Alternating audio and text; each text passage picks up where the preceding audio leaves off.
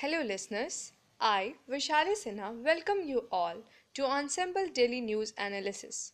Today's topic of discussion includes Aadhar Bill, Saraswati Supercluster and ban on trawling. So here we will first discuss about the Aadhar Bill. The directive principle of the state policy of Indian Constitution mandates government to provide various kinds of welfare measures to the people. Example, Aadhar initiatives. Now, what is the bill all about? The bill intends to provide for targeted delivery of subsidies and services to individuals residing in India by assigning them unique identity numbers called Aadhar numbers. What is this Aadhar? It is a 12-digit individual identification number issued by Unique Identification Authority of India on behalf of Government of India. It will serve as identity and address anywhere in India. What are the features of Aadhar? It is available in two forms, physical and electronic form, that is e-Aadhar. Any resident, a person who has resided in India for 182 days in the 1 year preceding the date of application for enrollment for Aadhar of India irrespective of age, sex, class can avail it. Information which is required to be submitted. Biometric information includes photograph, fingerprint and iris scan, and the demographic information includes name, date of birth, address. At the time of enrollment, the individual will be informed of the manner in which information will be used and the nature of recipients with whom the information will be shared. Process of authentication includes the UID authority will authenticate the Aadhar number of an individual if an entity makes such a request. A requesting entity, an agency or person that wants to authenticate information of a person, has to obtain the consent of an individual before collecting his information. Security measures taken to maintain privacy are only minimal data, name, gender, email, residence, biometrics, date of birth, etc. is collected. No data can be collected on religion, economic status, PAN, passport, etc. Strong security and data protection measures, including highest level of encryption, make it impossible to mine data from filled computers. During the authentication was successful or not, no biometric information will be shared. Unique Identification Authority of India will record the entity requesting verification of a person's identity, the time of request and the response received by the entity. The purpose for which an individual's identity needs to be verified will not be maintained. All operators, supervisors are also mandated to have UID. In case of any lapse, they can be blacklisted. There are strict penalties for unauthorized access to the centralized database, including revealing any information stored in it, and requesting and enrolling agencies can be punished for violation of rules. The cases when information may be revealed are: in two cases information may be revealed, that is, in the interest of national security, a joint secretary in the central government may issue a direction for revealing information, and it will be valid for 6 months. And the second one is, on the order of a court, an individual's Aadhar number, photograph and demographic information may be revealed. Let's talk about the uses of Aadhar number. For authentication of the identity of a person receiving a subsidy or a service, any public or private entity can accept the Aadhar number, a proof of identity for any purpose. Aadhar number cannot be a proof of citizenship or domicile. Benefits of Aadhar for individual includes easy hassle-free access to service, banking, LPG, phone number, etc. Provides identification to large number of migrant laborers to avail services. Easy in opening bank account for rural folk. And for administrative benefit includes online cost-effective verification of beneficiaries leads to good governance. unique and robust platform to check duplication and ghost cards. Subsidy cost can be hugely reduced by cutting down intermediaries and eliminating ghost cards. Reduction in fake identity. Issues related to this are misuse of data by government. The provision which access the information will be at very high government level. There is an apprehension that this data can be misused. Mandatory nature of Aadhar. Section 7 gives sweeping power to government to make Aadhar mandatory for wide range of services, which goes against the spirit of Supreme Court 2015 judgment that Aadhar cannot be made mandatory to avail government services. Second one is Section 57 gives power to government to impose Aadhar and any other control, putting concerns over individual privacy and rights. Exclusion. Experts have repeatedly pointed out the instances of exclusion of beneficiaries for want of Aadhar. For example, in Jharkhand, Manrega functionaries have cancelled job cards to arrive at 100% Aadhar job seeding. Internet connectivity is essential for authentication, which is not available in some places of India. So there are many a times problems in authentication. Passes on money bill. This has been considered by some to be an attempt to bypass debate, as Rajya Sabha can only make recommendation but no amendment enjoys majority to pass the bill in Lok Sabha. Conclusion for this is to serve 1.2 billion citizens in a time-bound manner and to curb the menace of corruption in service delivery. Technology platform like Aadhar can act as a catalytic force to achieve the goal of good governance. However, genuine concerns regarding privacy and data security must be addressed through awareness building, discussion, and democratic dialogues with all the stakeholders. The second topic of discussion is Saraswati Supercluster.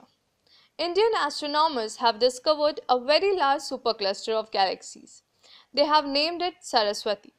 The supercluster is about 4 billion light years away and spreads over a great wall about 600 million light years across. This makes it one of the largest superclusters to be discovered and also the furthest. Now let's talk about what are galaxy clusters, how big are they? Galaxies are like the building blocks of universe. They contain a huge number of stars, something like 100 billion at a count. Galaxy groups can have 3 to 20 galaxies. The richest system are called clusters, like the Virgo cluster, which can have several hundred galaxies. It is supposed that the galaxies are born in the filaments and then migrate towards the intersection of the filaments, where they are assimilated into clusters. Now let's talk about what are superclusters. Superclusters are cluster of clusters. They can have a few or two clusters, and supercluster with 2 to 4 clusters are common. Saraswati has 42. There are the largest coherent structures seen in the universe. Firstly, there are clusters of galaxies together with associated gas and dark matter. Large group of such clusters linked by filaments separated by voids together form the superclusters. Though initially a supercluster was used to describe group of 2 to 4 clusters, now it is understood that much larger superclusters comprising clusters that number an order of magnitude higher exist. The first such large supercluster to be discovered was the Safle supercluster. How does the Saraswati supercluster compare with the Milky Way? The newly discovered Saraswati supercluster is 600 million years across. The Milky Way is 150,000 light years across. Where does the supercluster Saraswati lies in the sky? The supercluster Saraswati lies in the stripe 82 of the Sloan Digital Survey. It is about 4,000 million light years away from us. it is in the constellation of Pisces. Sloan Digital Sky Survey is an ambitious plan to make a digital 3D map of the universe. Started in 2000, it has over 8 years mapped more than a quarter of the sky. It has mapped nearly 930,000 galaxies. The Sloan Digital Sky Survey has found nearly 50 million galaxies so far. What is the significance of this discovery? Spotting a supercluster, which is 4,000 million light years away, means that you are looking at light that has come in from 4 billion years ago. This is because a light year is the distance traveled by light in 1 year.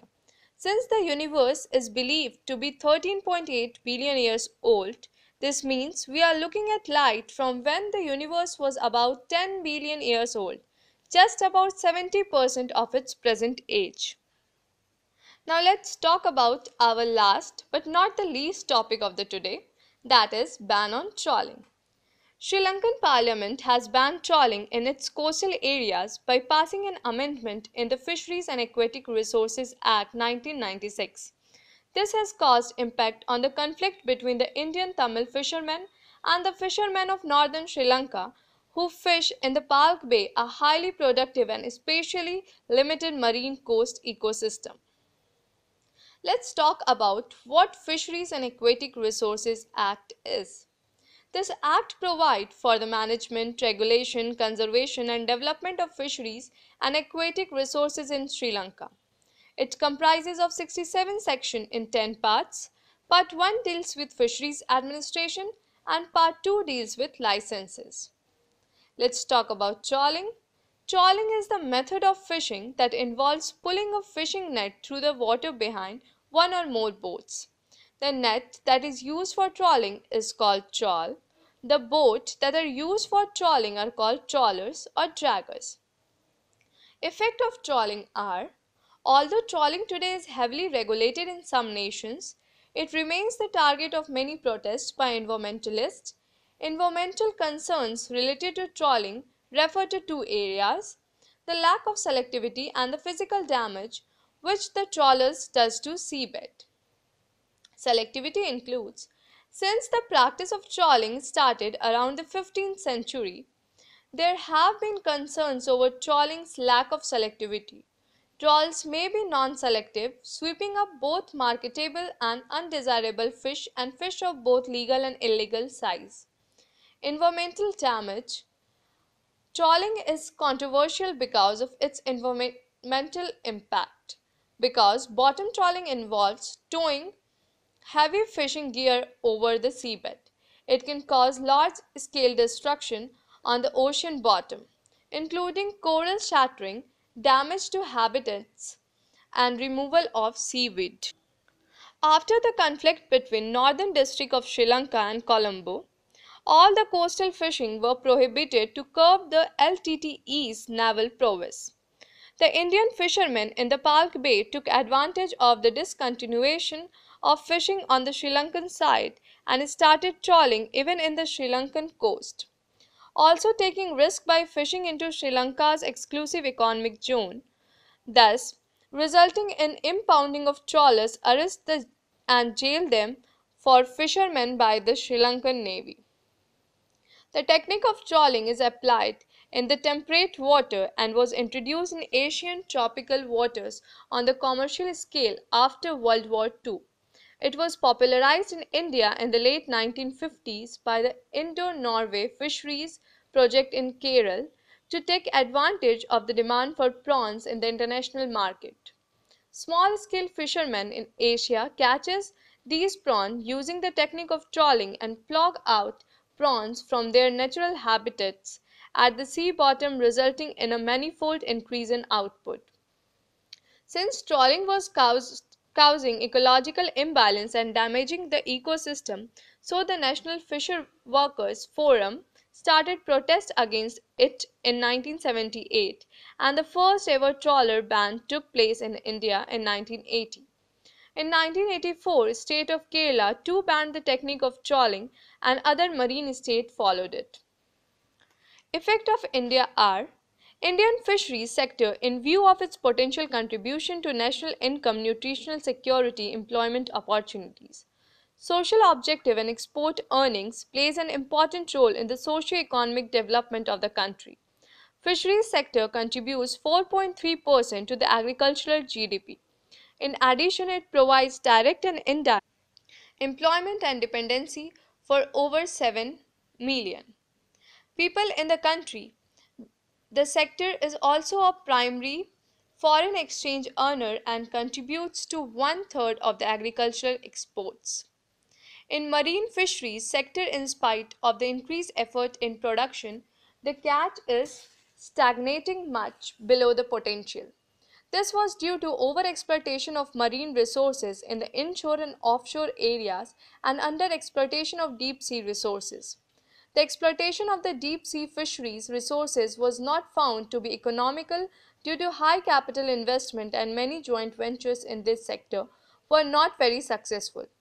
Therefore, in order to augment the production, the only way is to conserve the overexploited resources of the ocean, and the pressure on those resources forced the government to impart various management measures and reforms in order to regulate the fisheries and for the sustenance of the marine resources. Based on recommendation of central government and state committee, many of the maritime states like Maharashtra, Kerala, Tamil Nadu, Andhra Pradesh, Karnataka, Gujarat, Odisha, West Bengal and Goa have enacted suitable policies and regulation in the fisheries sector and introduced the trawl ban during the monsoon months. The trawl ban by the Sri Lankan government will now again be very helpful in preserving and protecting the maritime ecosystem and will be beneficial for the small-scale fishermen of the nations in long term. That's all for today. Thank you.